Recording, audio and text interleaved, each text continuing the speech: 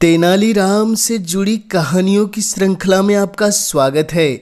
लीजिए आज सुनते हैं तेनालीराम की चतुराई से भरी एक और मशहूर कहानी जिसका नाम है 7 जूते मारने वाली चमेली।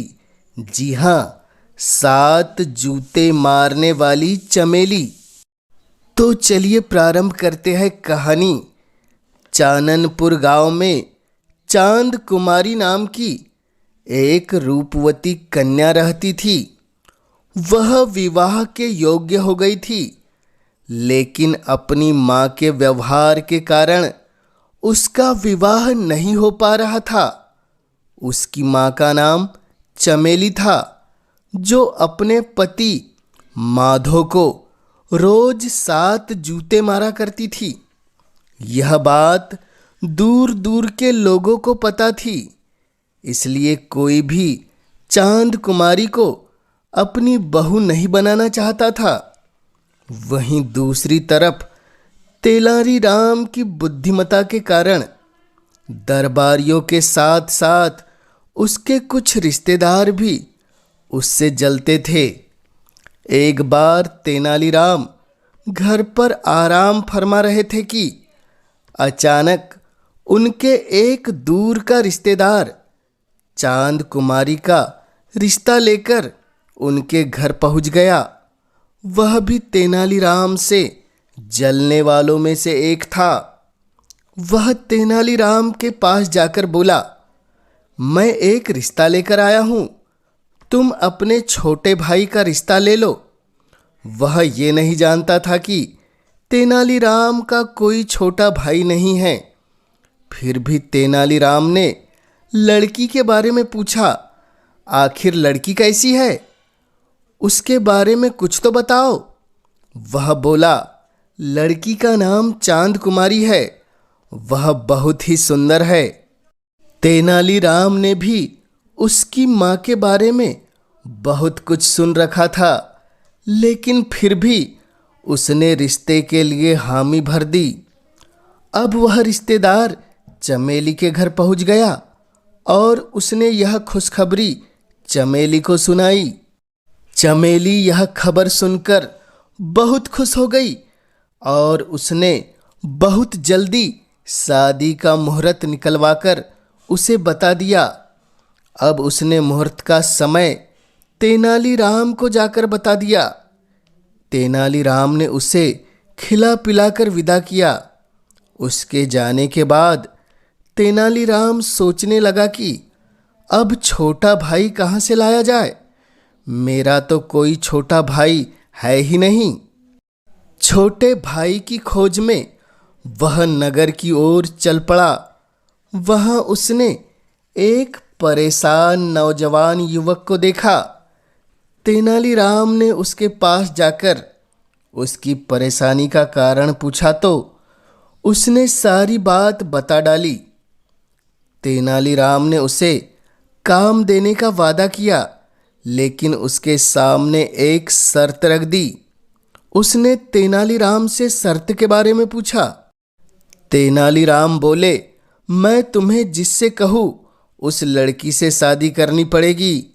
वह युवक भी तैयार हो गया।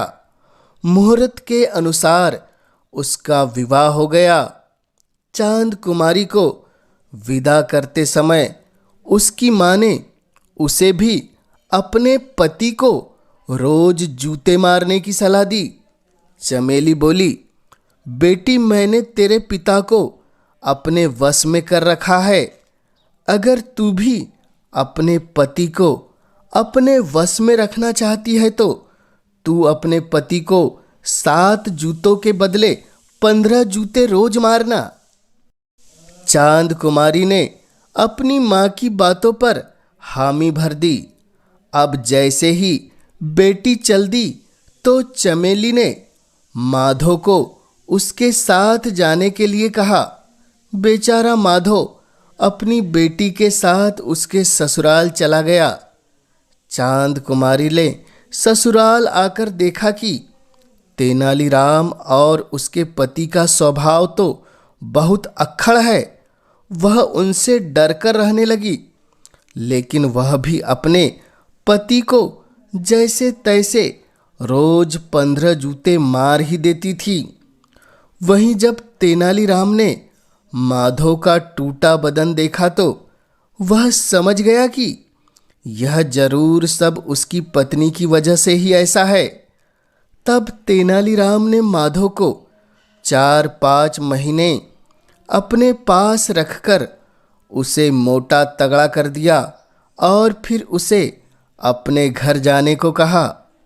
जब माधव चलने लगा तो तेनालीराम ने उसे एक मोटा सा लोहा चढ़ा डंडा देते हुए कहा, डरने से कुछ नहीं होगा, यह सब तुम्हारी ही कमी है। अगर तुम पहले से ही कठोर बनकर रहते तो ऐसा कभी नहीं होता। तेनालीराम की बात सुनकर माधव अच्छे से समझ चुका था कि तेनालीराम क्या कहना चाहते हैं। डंडा लेकर माधव अपने घर पहुंच गया। माधव को घर में देखकर चमेली बहुत खुश हो गई। उसने पहले तो माधव का अच्छी तरह स्वागत किया और फिर उसे पीढ़े पर बिठाकर जूता लेने चले गई। वह मन ही मन बहुत खुश थी कि अब तो उसका पति मोटा हो गया है और वैसे भी मैंने कितने महीने से उसे जूते नहीं मारे। अब तो जूते मारने में बहुत ही मज़ा आएगा। जैसे ही वो जूता लाकर माधव को मारने लगी तो माधव ने उसे डंडे से पीटना शुरू कर दिया। चमेली जोर जोर से चिल्लाने लगी, जिसकी वजह से आसपास के लोग वहां आ गए और जैसे तैसे उसे पीटने से बचाया। उसके बाद से उसने कभी भी माधव को नहीं मारा और अब वह जैसा कहता चमेली वैसा ही करती। अपने पति का ये रूप देखकर चमेली ने अपनी बेटी को भी समझा दिया कि जिंदगी में वो ऐसी गलती कभी ना करे, हमेशा अपनी पति की बात माना करे।